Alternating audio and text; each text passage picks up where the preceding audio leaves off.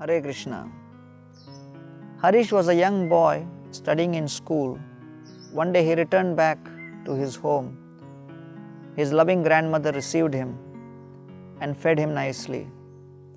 As Harish was sitting and eating his food, he turned to his grandmother and said, "That Nanima, what is that black spot right next to the television which we see?"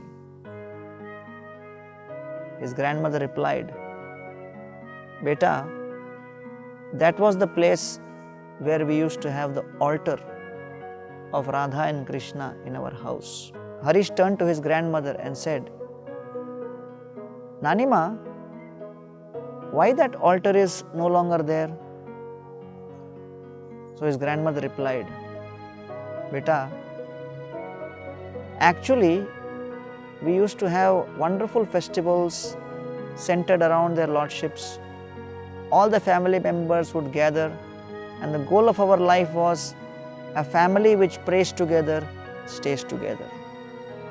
But over a period of time, the television came in. And when the first TV set came, there was only one channel. People would not take it so seriously. They would spend most of the time doing their other household activities and worshipping the Lord, but would spend some time watching the television. Then the generation changed. A new dimension of television came, which had 5 channels. Then all the family members' attention towards the television increased. Their time spent in worship reduced. Then gradually the number of channels increased to more than 40. And then people started fighting who will watch which channel. So one more television came. And then different members of the house would sit and watch all these different channels in the different television sets. Then few years later, 100 channels came and 4 television sets came, and in different parts of the house it got distributed. And at that point, we decided that nobody is worshipping these deities and the altar is not being taken care properly. So we took away those deities, we took away the altar, but I insisted that the symbol of that altar should be still there, and so that black spot represents that at one point of time, our family had the worship as the center of our life. Dear friends, definitely with hundreds and hundreds of television channels, the amount of information we receive is growing. But if you analyze how is it impacting our families, it's tremendous.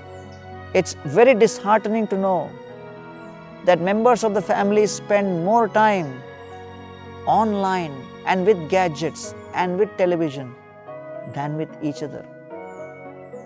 And therefore the age-old adage, a family which prays together, stays together, is no longer applicable. And as we find that as the amount of information access we have is growing, the amount of transformation which that information is able to have on us is decreasing. And therefore, in spite of high-speed internet, the communication levels have become extremely slow because our attentions have become distracted.